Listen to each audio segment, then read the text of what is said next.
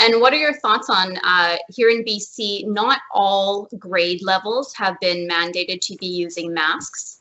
And so I personally will be sending my child to school in a mask, even though it's not mandated. What are your thoughts on that? Do you think that the younger kids could be wearing something? Could it be helpful? Yes, I think they should.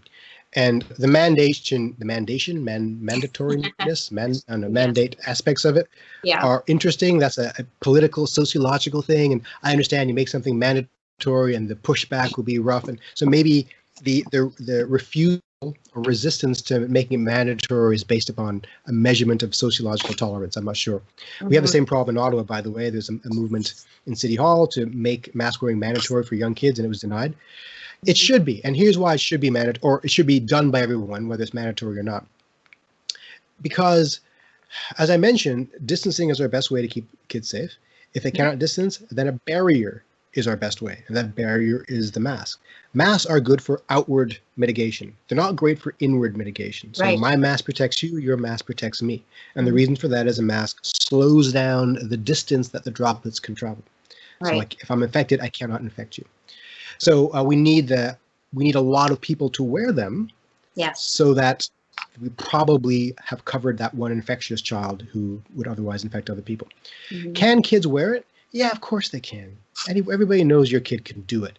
Some probably can't. Some probably can't. That's okay. For those few who can't, give them a face shield, which isn't as good for outward mitigation, but it is better than not. And that way they don't feel left out. It's not as claustrophobic, right? And for those who can't do either, okay, you give them medical exemption. That's okay too. And let's say the kid doesn't do it properly or consistently. Maybe they fidget with it and touch their face. That's fine. Let's not let perfect be the enemy of good. Yes, right? I love this. Yes. Yeah. Right. And so the idea here is none of these interventions are going to be perfect. I liken the analogy to building fortifications against an invading army. So you build your castle. And maybe they can climb the walls. So you build those pointy things on top of the walls. And maybe they can go through the front door and batter it down. So you build a moat around your castle, right? So you've got like your castle walls, you got the pointy things, you got the moat. Each one is imperfect, but when layered on top of each other, the army probably can't get in. Same with your school. You layer upon imperfect use of masks, imperfect use of cohort and staggering hours, imperfect use of distancing, all that stuff layered on top. It's probably sufficient protection. So I think one thing this pandemic has taught me is so much public health policy making comes from a place of a failure of imagination. You know, when it came from masks originally, the reluctance around mask wearing was from a clinical experience of people wearing masks in hospitals and delicately peeling them out and throwing them away so that you're not transferring infection from one room to another. I get that. But we're in a low prevalence environment in the community where that's not relevant. And so we have to get out of certain paradigms of thinking and recognize for community mitigation, perfection is never the goal. The same way vaccination will never get 100% uptake on the vaccine, right? So, so anyway, I'm off of my... No, I'm ranting now, but no, I think it's good. Like it's a tool that we have, right? And why not use it? We want to use all the tools we have, right? It costs you very little, and the risk is vanishingly small. If it doesn't work, it doesn't work, and you throw it away later. Yeah, that's right. That's right. It's I don't think there's much to lose there. What do you think? What about school buses? Any thoughts? Yeah. Okay. I get so many questions about school buses. It's amazing. School buses. It's kind of like airplanes. Airplanes are actually fairly safe, we think. So your chances of getting infected on an airplane these days is quite poor because of excellent filtration. But getting to the plane and getting off the plane are your biggest opportunities for infection, whether it's the Uber driver or it's the airport itself. The same with school buses, is getting to the school is the challenge here. Now, on the school buses, some things we can do, and some jurisdictions are doing it. Number one, you can hire more drivers and more buses, so that there's lesser density of students in the bus. Number two, you can have reserved seating. Okay. So what does that mean? It means that the kid will sit in the same spot every time, and hopefully he's sitting next to his or her siblings or other household members or other people in the class that he's going to be in. So again, it's the same set of exposures every day. Yes. Number three, you could mandate masks and face shields in the bus. Why not? It's only like a 45-minute drive at the most. Yeah. Asia has shown us how to do this. There's some adorable videos on YouTube of Japanese kids getting on school buses, and they're wearing their mask and their face shield, and they bow to the bus driver as they get on. It's adorable. Yeah. So they can do it. We can do it. And of course, we need adult oversight at all these places. So this new $2 billion investment that the government is spending, I think part of that should be spent on more HR to have adult oversight for getting on the bus and what happens on the bus itself. Now, it's the clustering getting on and off the bus is also a problem. Yes. So the shelters, as the weather gets bad, people will cluster again. I don't really know how to manage that, except right now with public buses, people know to stand 2 meters apart. That's going to be a problem. And I suspect it's going to be a bit of a chaos. And we're going to lose the deal there a little bit. But again, it's an imperfect approach, you know, that hopefully when layered on top our other efforts will result in not a serious level of transmission. Yeah, and I think the important thing that you're trying to get at here is that all of these layers, although imperfect, are important, and we are putting these layers in place. We can't just focus on the bus or the distancing, right? We have to look at this from kind of a wide angle lens, right? Right. Everybody has their own agenda too, by which I mean their own lens of looking through it. So a public health person will look at, what does this mean for contact tracing? Like if someone gets infected at school, how do I know it didn't happen at the bus stop? And it's going to be a nightmare to figure that out. Yeah, it will be. Yeah. So, so there are going to be some management challenges here that I'm hoping public health has deployed sufficient resources to manage.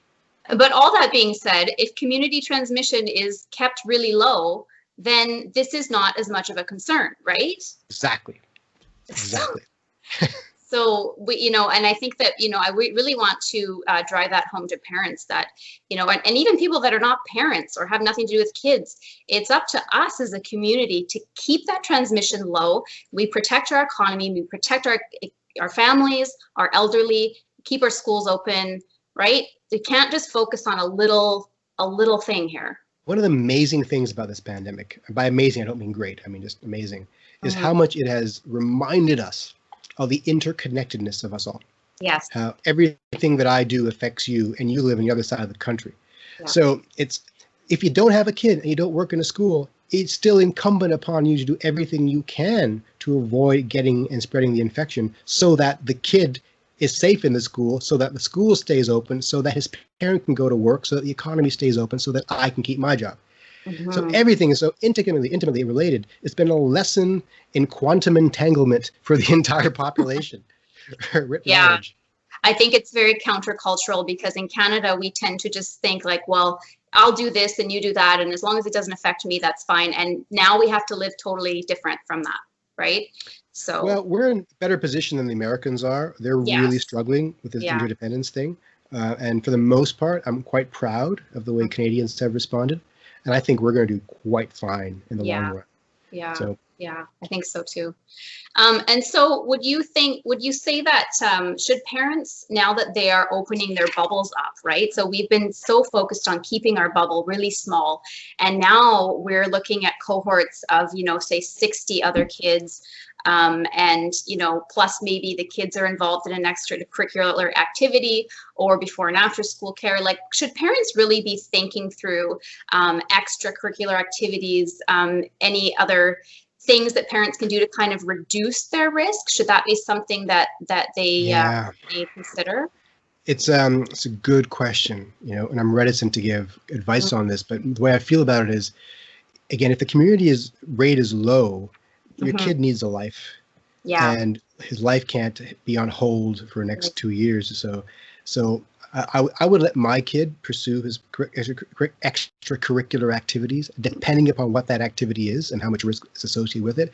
Like, I'm not sure I'll be sending my kid to judo class, right? But maybe it's a tennis class, for sure. Right. That's a distance activity, right? But yeah, the bubbling thing is curious because now you are forced to have a virtual bubble with every other family in the class. It's unavoidable. That's right. Let's call it what it is. At the same time, there is something to be said for the diminishing probability of transmission at every point down the chain. So let's say the cousin of the brother of a kid in the class where your kid goes has COVID. Okay. And the cousin visits that family, and the family, of course, has a kid, and the kid goes to class and so forth. The chain of transmission is obvious, but the probability of transmission diminishes with every step. Right. So the distance from that cousin, between me and that cousin, is actually quite long. So I shouldn't, that doesn't mean that I should throw my hands up and say, well, you know, I'm exposed to him now, it's done. It doesn't mean that. It just means that we eat bubble. You know, so it's not a reason to stop being vigilant and to stop minimizing contacts in your family, because it's still unlikely that you're going to be infected by the distant cousin over there who might have given it to this person, might have given it to that person, et cetera, et cetera, et cetera. Does that make sense? Yes, that makes total sense. Yeah. And so when we're talking about kids getting tested, you know, I'm wondering just about, and I'm specifically thinking about younger kids. Maybe that's because my kids are younger. I don't know. So when we go into the fall, I mean, COVID is not the only thing that will be circulating. We have other viruses circulating. They're going to be runny noses. They're going to be fevers. And do we need to be testing our kids? First of all, is it important to test our kids for any symptom? And then second of all, do we need to test them every time this symptom occurs? Because I'm seeing a reluctance from parents to go through the testing. Part of the reason is we're having a bit of a challenge in my region into accessing accessing testing, which is quite concerning. You know, but parents are a bit hesitant. They are scared of the swab. They think it's just going to be, you know, too much trouble. And are like, what is this going to look like for parents of kids who have like this runny nose every 3 weeks? Wow, that's a really good question. I never thought about that because, you know, my kid is 3 months old. I haven't actually gone through that process yet. Oh, yes. Best of luck. It's a really good question. Now, what I think is going to happen is anybody with COVID-like symptoms, and not just one symptom, but like 2 or 3 symptoms, will be asked to just stay home until the symptoms alleviate. And then to self-monitor to see if anybody else in the family then shows additional symptoms. I think that's the logical way to go through it. Now, I know in early days there will be panic. Say, hey, there's a kid in my class with a runny nose. No, I feel sick too. I'm in public health will descend upon them and do rapid tests for everybody. And I think once that learning curve is complete and the dust is shaken off a little bit, people realize that the COVID symptoms are a little bit distinct. Now, the COVID tool that exists right now from the government, the checklist, is for adults. I don't know if there is one specifically for children yet, or even if it's going to be distinct. There probably should be work being done on a child COVID tool. It probably exists already. You know? One symptom alone, in my opinion, is not sufficient to ring the panic bell. You probably need 2 or 3. You know. Now, if you've got like diarrhea and a runny nose, and a weird dry cough, well, okay then, you know, and you know, and you were exposed to some guy who was at a rave the previous night, well, maybe, you know, right? So, but if your kid has these symptoms and there's no obvious pathway for infection, right, then I wouldn't be concerned, because who's your kid going to get it from? Either is going to get it from you or one of your friends or someone in the class. And if someone in the class gave it to them, then it should already be in the class and there should be other manifestations of it. So what I think should happen is there should be public health resources, by which I mean people, public health nurse in the schools monitoring these things. Which classrooms have clusters of these behaviors? And on a day-to-day basis keep track and then decide when it is at a threshold warranting deeper investigation. It's going to be, as you said, imperfect and messy. That's an excellent question that I hadn't given much thought to until now. You know, like, wow, I'm glad I'm not making these decisions. Yeah, because it's inevitable. It happens every year. You know, and as soon as we get kids together, this is what goes on, and it's concerning for parents for sure. And as we do send our kids back in the fall, should parents expect that we are going to see case numbers go up? Should they be really alarmed at that? What should their reaction be? Right. So we will definitely see case numbers go up. In Ontario, personally, I predict we're going to see a fairly large growth in cases by early October, maybe even a rise in ICU numbers by end of October. I hope that's my feeling. And it's going to happen because this isn't magical, it isn't mysterious. With more human interaction comes greater viral transmission. Mm-hmm. Now, as I mentioned before, we shouldn't be alarmed when the cases occur. We should be alarmed when the cases are out of control. Right. And when the death rate goes up and the ICU rate goes up, and when school closures happen. As I've been saying as often as I can, this is a wait for the other foot to fall. So the first shoe is, oh, there's an outbreak in the school. Ooh, that's not good. But the second foot is, what did we do about it? Right. Okay. So right now in Ontario, at least, I haven't read the BC documents, but Ontario, the plan for when cases occur in a school is that is printed on a website somewhere, and parents say, hey, a case happened in this school here. I don't like that. I think there should be transparency in telling parents stuff, but that is insufficient. It's insufficient to tell them, oh, a case happened here. You need that second half. A case happened, and this is what we did to keep your kids safe. Right. You know, we took that kid out of the system. We investigated his friends. We took that class out of the system, and they will be at home for 1 week while school continues. Mm-hmm. So if that second half is part of the communications package, there is no need to be concerned. It means the system is working as it is meant to be. So prepare yourself for the inevitable rise in cases and for the inevitable news that there will be outbreaks in a few schools. Yeah. And then decide yourself at what point you want to step in and remove your child, because that's always your right. Mm-hmm. Me personally, I would remove my child when I don't see that public health knows what they're doing. Yes. But again, some parents haven't got that opportunity. I mean, I'm sensitive to the socioeconomic barriers that prevent parents from having these options, which is why it's imperative that we do our job well and not put that burden on them. Yeah. Yeah, and I think that transparency from public health is really important, because if you don't have that transparency, you lose people's buy-in as far as their trust. And if you lose that, it kind of can be a bit of a domino effect. I'm wrapping things up here. I know that we've been chatting for a while. No, it's all good. I appreciate all your time. So I have to ask the question about Halloween, Thanksgiving, Christmas. I know that Halloween is kind of foremost on a lot of parents' minds, but Thanksgiving is coming, Christmas is coming. Do we need to think about these activities a little bit differently this year? It's hard, right? Yeah, we do. It is hard. Thanksgiving is distinct. I mean, it's a family event. You're going to have groups of people in your house. I don't recommend it. Of course, you got to reassess given what the caseload is in your community at that time. And Christmas, the same thing. It's going to be a sad ordeal this Christmas, I think, as many of us will issue visiting our family. But Halloween is interesting. And I've been asking myself, what do we care about in Halloween? What is Halloween now? Halloween is getting dressed up with your kid, going out into the neighborhood, seeing other people dressed up, and walking around your neighborhood having a spooky time.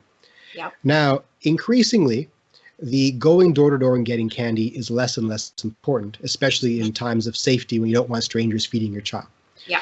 So maybe we do away with the door to door candy giving part, right? Mm-hmm. And still have 90% of the trick or treat experience. Mm-hmm. If you want to keep the door to door doorbell ringing part, then you can do it at a distance. I would keep like a box of candy at the end of your driveway and say, just take what you want and hope the squirrels don't get there first. Mm-hmm. Right? And if you want people coming to your door, keep them 2 meters away and throw candy in their bags. So we don't want homeowners being vectors of transmission, and we don't want children being vectors of transmission, moving it from home to home. That's right. I anticipate that many cities will put an ordinance against trick-or-treating. I do anticipate that'll happen for that very reason. Mm-hmm. But they will encourage people to be out and about in the neighborhood showing off their costumes. And maybe this is just an evolution of what Halloween is going to become at some point. Mm-hmm, mm-hmm. Interesting. Okay, that's great. And so lastly here, Dr. Deonandan, in terms of public health, kind of just an overview here, what do you hope that we see in the future in terms of maybe public health improvements, or what lessons could we or should we have learned after going through this experience as far as our approach to public health goes? What would you like to see happen? That is the trillion-dollar question. I'm actually writing a paper on that now, and there's so much to write, I can't really focus. Wow. So there was a 2007 paper that looked at what we learned from SARS-1. And they essentially had three things we learned. We learned, one, that animal husbandry is bad for human health. So farming strange animals, maybe we should stop that.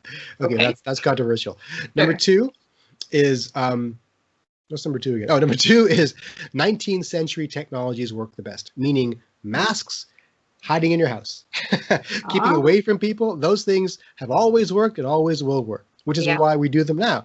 And in fact, the only 21st century technology we started to use is the COVID app. That's a new thing. Number three is transparency is key.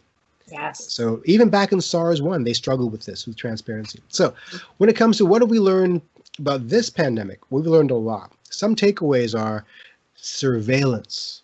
We have dropped the ball on surveillance. Now, if people don't know, surveillance is a word we use in medical science, meaning to just keep an eye out for disease. Right. And in Canada, we're pretty good at it, but we could be better. We could have surveillance systems around the world, so we have a better sense of when new diseases pop up in places like wet markets in China, so that we can now descend upon them and get rid of that stuff before it becomes a real deal. I fully expect us to double down on global surveillance when this is all over. Number two is we are rewriting the communications playbook in real time here.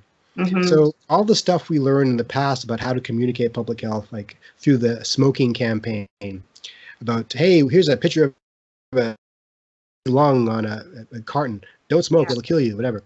All that stuff maybe worked back then, maybe it didn't. What we're learning now is people have so much distrust for authority and for eggheads that you gotta like be so transparent even with your failures. That that's the only way out of this. Now this disease is kind of special in that we need the overwhelming majority of people to be on side.